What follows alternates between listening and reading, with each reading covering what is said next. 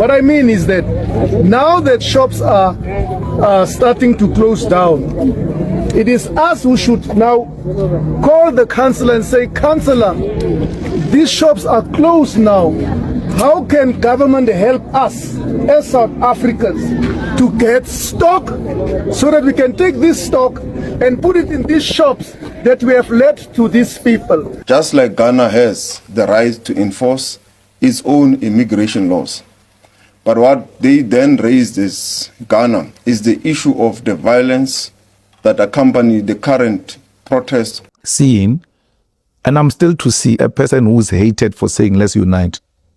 Yeah, there's no way where I've ever said let's divide between whites and blacks. I've always said let's unite. Government issues a stern warning that any attack on members of the South African Police Service or any other law enforcement agencies will be met with the full force of the law. So South Africa has been slapped with a 12.5% tariff by the United States of America. And South Africa has actually appealed. And what did the US say? And also, the textile industry in South Africa is gradually collapsing. It's gradually collapsing because many foreigners that were employed have basically left the country. And there are also other factors that is also contributing to what is currently happening to the textile industry in South Africa, especially in KwaZulu-Natal. And a South African minister is actually warning foreigners who are trying to fight their security agents, that's their police, for enforcing South African laws to be very careful. I don't want to talk much. Don't forget to like, don't forget to subscribe. You don't lose anything by liking. Just give the video a thumbs up. Let's go into the video, watch, come back and talk. South Africa's trade ties with the US have hit another snag. Exporters now face fresh pressure after Washington slapped a 12.5% tariff on selected South African goods. The measure is part of a broader Trump administration crackdown on countries it accuses of letting goods made with forced labor enter US markets. The new tariff took effect today under Section 301 of the US Trade Act of 1974. Despite South Africa's insistence that its laws prohibit forced labor, Washington rejected its request for an exemption. The new tariff is expected to hit key export sectors, which include the automotive, manufacturing, agriculture, and metals. Still, aluminium and certain energy products are exempt as they're already subject to separate US trade measures. Newcastle is a small industrial town in the KwaZulu-Natal province of South Africa. The town is best known for its steel making, as it is home to the largest steel production plant in the country. But Newcastle also has a thriving clothing and textile sector, with over 300 factories based in two main industrial zones of Matateni and Riverside. In the 1990s, government incentives drew Taiwanese and Chinese investors to manage CMT factories in this area. The industry attracted skilled labor from neighboring countries. Today, the situation has changed significantly. This factory in Matateni has lost a quarter of its workforce. Difficult time for the Newcastle clothing and textile sector.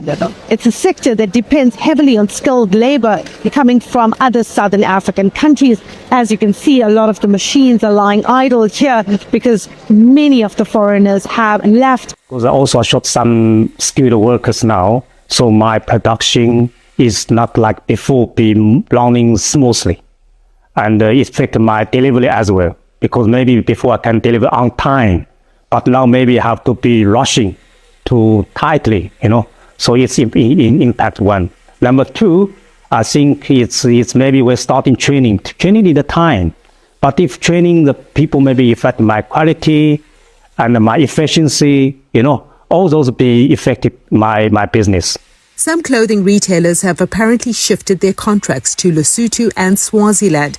Suppliers are under pressure to fulfill seasonal orders ahead of spring, adding further strain to a local clothing industry that was slowly emerging from years of decline.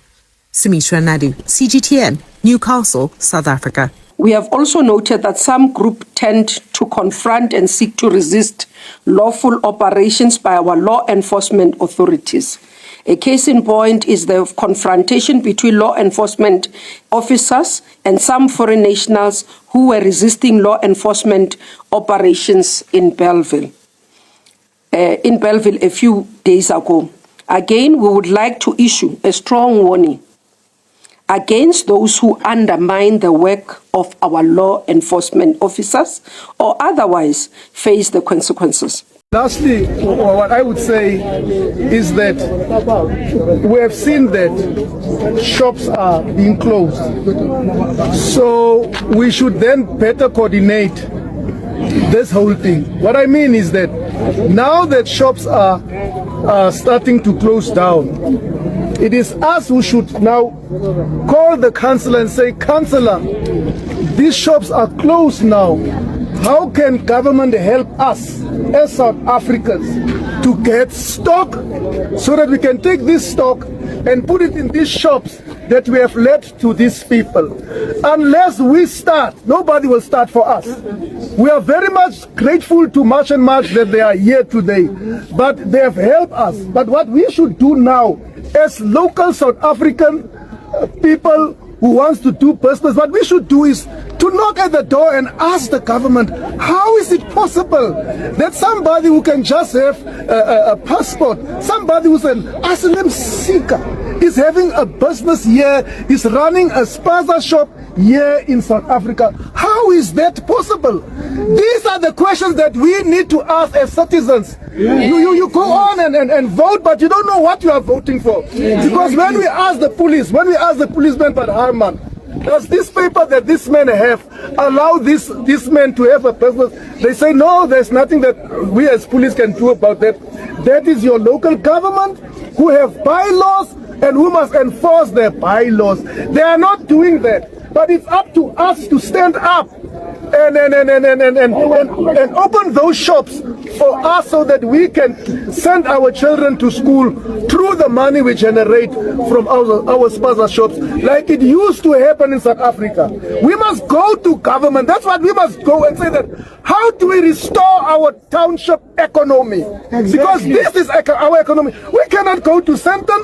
Why does these guys who government are so in love with, why don't they go and set up business in Hampton? But they come here and to our dusty townships, and at every corner there is a shop. But we South Africans, you would rather, you know that your neighbor loves business. Your neighbor has a tuck shop, but you allow the illegal foreigner to come and set up a shop next to your neighbor. Exactly. Now your neighbor is out of business. As a South African, he doesn't have anything. When you collect the rent because you don't want to work, but your neighbor wanted to run a business, but you allow the illegal foreign national to set up business next to your neighbor, and now you are responsible for killing your neighbor. Let us stand up and go to local government and say, please help us, give us money so that we buy stock and fill this shop and sell for ourselves. It's your right.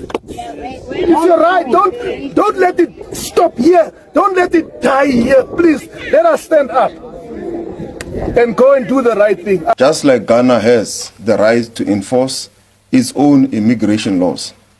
But what they then raised as Ghana is the issue of the violence that accompany the current protest, or the protests as they erupt in South Africa in relations to immigration. Not only this one, but the previous ones.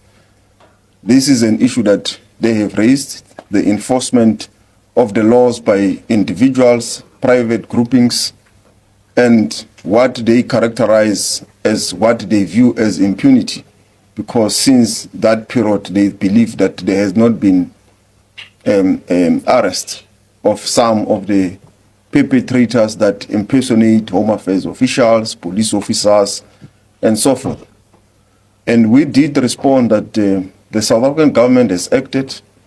There have been arrests of those who are impersonating police officers, and I'm glad that the chair of the IMC has outlined those numbers of the people that have been arrested for impersonating of police officers, and those that have been involved in looting, housebreaking, and so forth during this protest.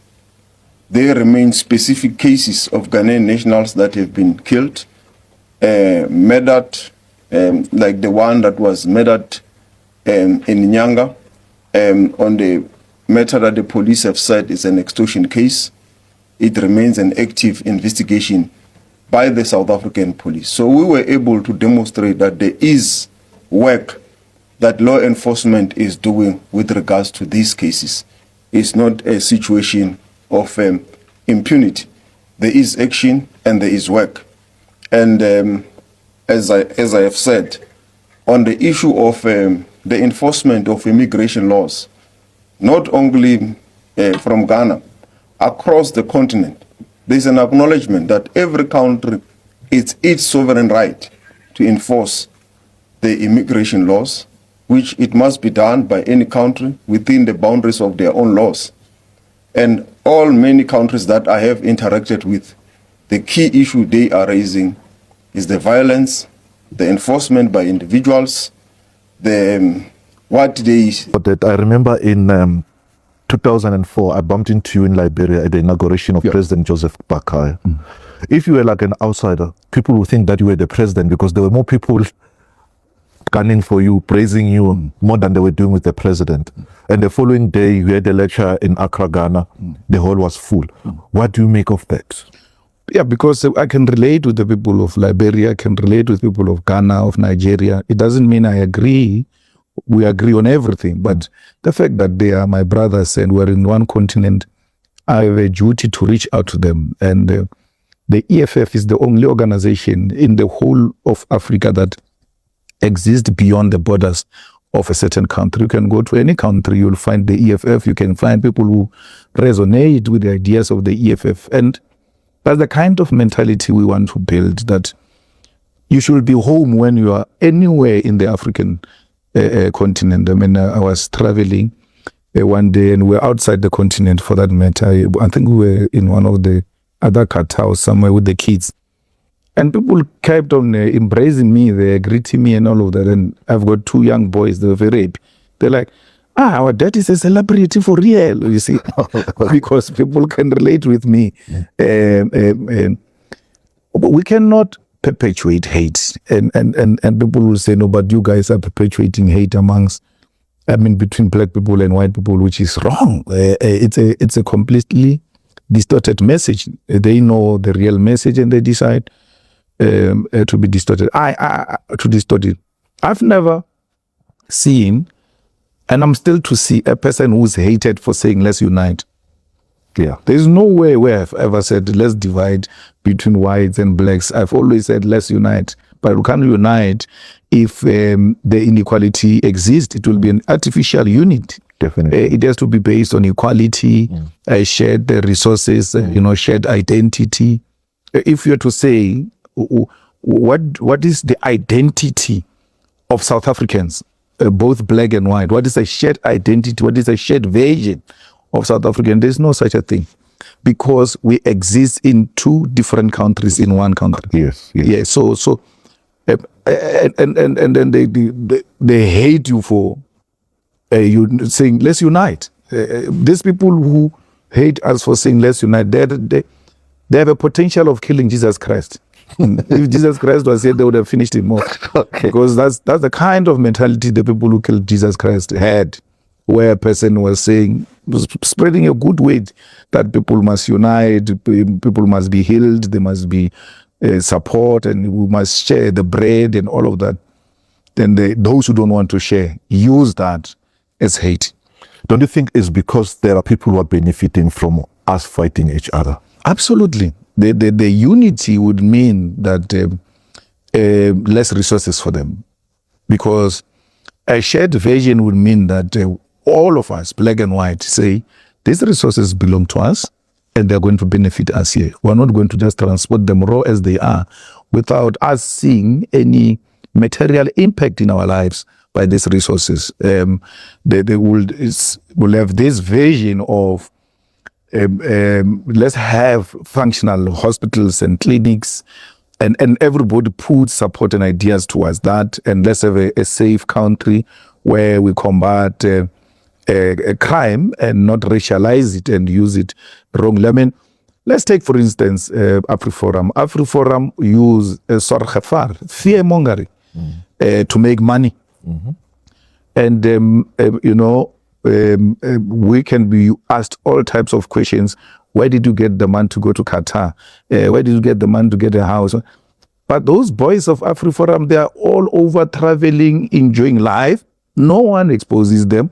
No one speaks about them because they are busy stealing money of fools, white Afrikaner fools, who subscribe to nonsense of being, with the East London case when Malema is guilty, they send SMSs to Afrikaners and say, we managed to get Malema to be found guilty. We need more money on legal fees to continue fighting this good fight. That's how they make money. They make money out of fear, out of lies, out of hatred, out of division. And we have never seen us say, give us money, we want to kill these white people and push them away. Give us money, we want this case against this white person. No, we don't do that. But they use hate to make money. And that's what they're doing. And they use that money not for Afrikaner youth development. They use it for their own luxurious white life, which is not questioned. Mm-hmm. No one questions them. And we need to reach a point where they too have to be held accountable. Government issues a stern warning that any attack on members of the South African Police Service or any other law enforcement agencies will be met with the full force of the law. An attack on law enforcement officials is an attack on the authority of the state and the rule of law. Government will not tolerate any attempt by any individual or group within South Africa's borders to intimidate, assault, threaten or obstruct members of the South African Police Service and other law enforcement agencies. Those responsible will be pursued, arrested and prosecuted to the fullest extent of the law. Immigration has a positive and statistically significant impact on the economic performance of the economies of the receiving countries, in this case South Africa. Further, immigration tends to reduce unemployment. I repeat, it has the effect of reducing unemployment, not increasing it. This actually makes a lot of sense if you think about it. Migrants are not only workers, they're also consumers. They're tenants, they're commuters, they're savers, they're borrowers, they're traders, and they're entrepreneurs. They increase the demand for goods as well as the supply of labor. They rent rooms, they buy food, they use transport, they pay school fees, they start small businesses, and they create jobs for local people. In many settings, they also fill the shortages, they broaden skills, and they deepen commercial links between the places where they were born and where they now live. We should also say clearly that migrants also pay tax. Those that are in the formal system will pay tax by way of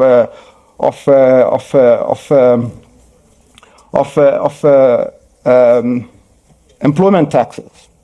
Those that are outside the system will buy food, they buy petrol, they buy goods, they will pay VAT and thereby contribute to the tax system. And so the claim that they have a diminution on the government's ability to serve citizens is not true. It is not supported by the data either. Let's move to MNCs. Ralph and I work for two great multinational companies. We're stewards at these companies. And we rely on the South African national competitive advantage to run our businesses.